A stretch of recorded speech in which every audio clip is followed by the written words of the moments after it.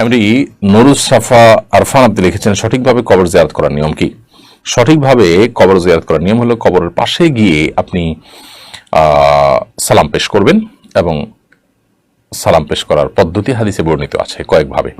আসসালামু আলাইকুম আহলাদ দিয়ার মিনাল মুমিনিন ওয়াল মুসলিমিন ওয়া ইন্না ইনশাআল্লাহু বিকুম লাহিকুন আসসালাল্লাহু আলানা ওয়া লাকুমুল আফিয়া। আবার বলছি, আসসালামু আলাইকুম আহলাদ দিয়ার মিনাল মুমিনিন ওয়াল মুসলিমিন ওয়া ইন্না ইনশাআল্লাহু বিকুম লাহিকুন আসসালাল্লাহু আলানা ওয়া লাকুমুল আফিয়া বা নাসআল্লাহু আলানা ওয়া লাকুমুল আফিয়া, একই অর্থ দাঁড়াবে। যার অর্থ হলো যে, হে কবরবাসী ইমানদার মুসলমানরা, তোমাদের প্রতি শান্তি বর্ষিত হোক। আমরা অচিরেই তোমাদের সঙ্গে যোগ দেব, অর্থাৎ আমরাও এখানে আসবো এক সময়। আর আল্লাহ তাআলার কাছে আমাদের এবং তোমাদের উভয়ের জন্য, সকলের জন্য আল্লাহর কাছে আমরা শান্তি, সুখ, সমৃদ্ধি এবং আফিয়ত কামনা করি। বাস এ দোয়া পেশ করবেন। এছাড়া আরও হাদিসে বিভিন্ন রকমের দোয়া আছে। সালামুন আলাইকুম দারা কওমিন মুমিনিন, কোন কোন হাদিসে আছে আসসালামু আলাইকুম আহলাল কুবুর ইয়া আহলাল কুবুর।